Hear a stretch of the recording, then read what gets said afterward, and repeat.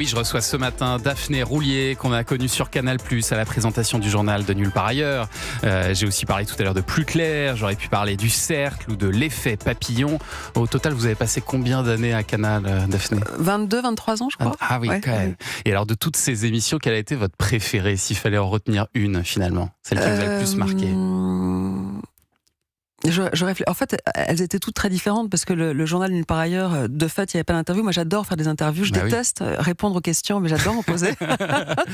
je suis encore, c'est ça qui est, c'est assez charmant. Je continue à être un lapin pris dans les phares d'une voiture dès qu'il s'agit de répondre à une question. Ouais, j'ai un trac, mais fou, vous n'imaginez pas. Je suis liquide là. Ça va très bien se passer, vous allez voir. Je suis sûre. Mais alors, dites-moi, dans quelle émission vous vous sentiez le mieux, peut-être ? Si je pose la question différemment. Quel exercice vous correspondait le plus ? J'adorais l'hebdo-cinéma. L'hebdo-cinéma, ouais.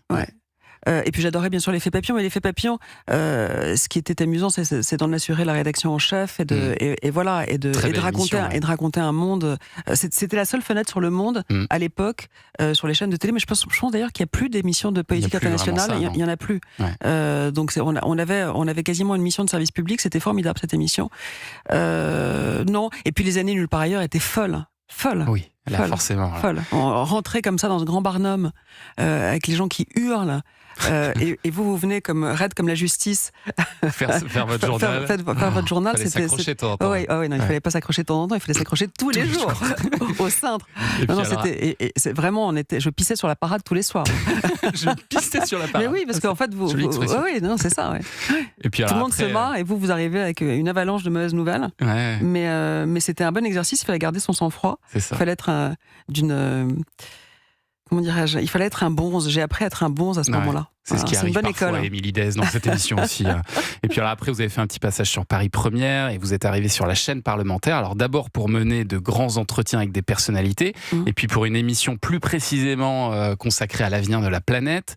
Mais pour vous suivre depuis longtemps sur Instagram, Daphné, j'ai pu voir que c'est une préoccupation que vous avez vraiment depuis très longtemps, qui s'est peut-être renforcée au moment du confinement, non ? Je sais pas. Ça fait très longtemps. À l'époque déjà, à l'époque de l'effet papillon, j'avais proposé à Canal une émission sur l'environnement, en sachant que l'écologie, c'est bien évidemment pas faire son compost. L'écologie, ça touche tous les secteurs.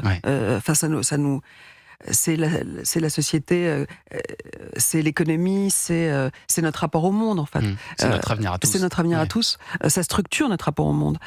Donc l'écologie, c'est effectivement un enjeu existentiel. À l'époque, Canal ne le souhaitait pas. Et puis quand j'ai quitté Canal, j'ai proposé cette émission à France Télé et j'ai été prise de court par Hugo Clément, qui lui avait une énorme communauté sur les réseaux. Il vous est passé devant. Et passer devant, non, oui, sur le front. Enfin bon, ils l'ont préféré. Il était plus jeune et il fait une excellente émission de service public. Donc, je suis très heureuse que Hugo ait cette émission. Et vous trouvez qu'on ne parle pas suffisamment dans les médias aujourd'hui encore de cette question-là ? Alors moi, je ne le trouve pas. C'est factuel en réalité. Il y a des études de quota climat qui montrent à quel point c'est un enjeu existentiel. Et d'abord, il y a 85% des Français qui se disent éco-anxieux.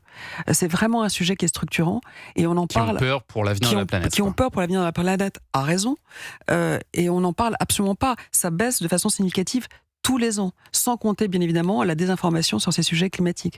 Alors c'est vrai qu'on en parle peut-être un peu plus, il se trouve là ces jours-ci, parce qu'il fait 15 degrés de plus que les normales de saison. Là, jeudi, vendredi, il y a 200 000 bacheliers qui vont passer le bac à plus de 37 degrés dans les salles de classe. Accrochez-vous.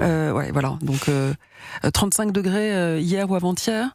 À Lorient, enfin, c'est des chiffres absolument. C'est un ovni. On est en train de vivre des ovnis climatiques. Et qu'est-ce qui fait, selon vous, Daphné Roulier, qu'on n'en parle pas plus ? Est-ce que c'est parce que ce sont des sujets qui inquiètent, qui divisent, qui font peur ? Je pense qu'on est dans une ère de post-vérité. Je pense qu'effectivement, ça inquiète. Je pense qu'il y a quantité de lobbies qui n'ont absolument pas intérêt à ce qu'on en parle.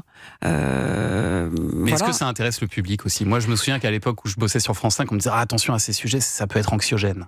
Ça peut faire peur aux gens. Mais c'est anxiogène. L'idée d'ailleurs de Terre Sauvage, on va fêter ses 40 ans dans quelques mois. L'idée de Terre Sauvage, la signature de Terre Sauvage de ce magazine qui a 40 ans, pendant toute sa vie, sa signature, c'était l'émerveillement. Je pense qu'aujourd'hui, il faut émerveiller, mais ça ne suffit plus. C'est une excellente porte d'entrée, mais il faut alerter sans considérer. Il faut informer sans faire peur. Et puis surtout, il faut donner des clés de compréhension, des clés de levier d'action. L'émerveillement, c'est une clé de compréhension, c'est aussi une clé d'action pour les gens.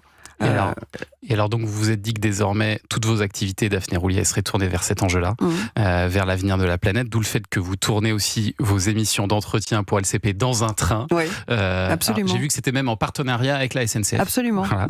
Promouvoir on est 100% bio. Mais un train un peu à l'ancienne, quoi. Un train corail, visiblement. Mais alors j'avoue que j'ai jamais vu d'aussi belles cabines, moi. Elles sont belles, parce que vous êtes trop jeune. Non, vous êtes trop jeune. 45 ans, c'est beaucoup trop jeune. Mais vous savez, à l'époque, moi je me souviens, je prenais des trains, et notamment les trains de nuit, vous pouviez encore ouvrir les fenêtres et passer la tête, et vous pouviez fumer. C'était pas dangereux du tout de passer la tête à travers. C'était pas dangereux du tout, non, c'était pas dangereux. Et donc vous avez recréé un peu ce style de cabine-là. Alors ça, c'est LCP qui l'a recréé, mais c'est une très bonne idée. Je trouve qu'effectivement, il y a un côté un peu vintage.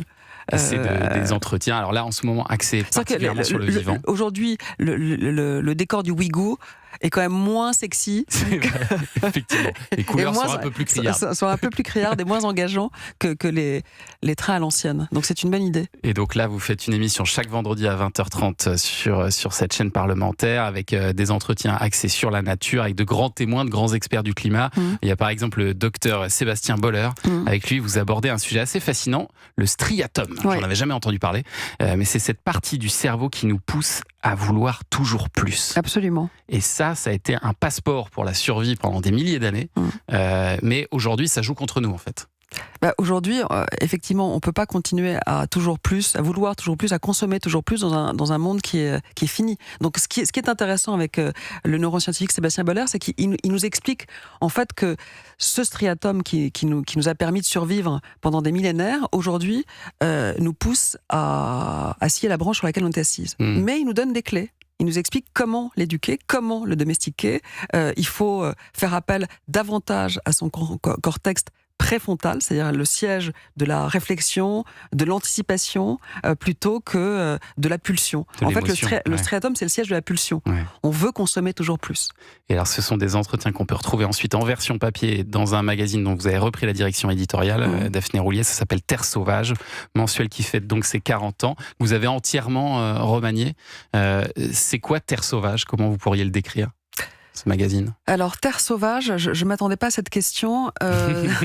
Terre sauvage, aujourd'hui, c'est un magazine à la fois d'information, de photographie, de signature. En fait, l'idée, c'est d'essayer de parler du vivant. La mission de Terre sauvage, c'est de reconnecter, de nous reconnecter au vivant. Vous savez, nous sommes la première génération à être déconnectés totalement du vivant. D'ailleurs, c'est ce que Baptiste Morisot appelle la crise de la sensibilité. Si on ne défend pas le vivant, l'environnement et la planète, c'est tout simplement parce qu'on ne la connaît pas. On ne sait pas nommer. Aujourd'hui, un enfant nord-américain est capable de nommer 1000 marques. Il peine à nommer 10 espèces animales et végétales de sa région. Ça doit pas être très différent en France, hein. Voilà. Malheureusement. C'est dingue, c'est donc il faut apprendre à voir ce que nous ne voyons pas, à nommer ce que nous ne savons pas nommer, à regarder ce que nous ne regardons pas. Aujourd'hui, la nature, c'est devenu un arrière-plan à selfie, c'est devenu un décor. Or, la nature, c'est pas un décor. On en dépend. On dépend des pollinisateurs, on dépend de l'oxygène, on dépend de tout ce qui fait que le monde est habitable. On dépend des autres vivants. On a mis en une le loup. Le loup, c'est une espèce très intéressante parce qu'en fait, on a un rapport métaphysique au sauvage et au loup. Pardon. Eh ben, allez découvrir Terre sauvage qui est disponible dès aujourd'hui là en kiosque. Et puis on va se quitter sur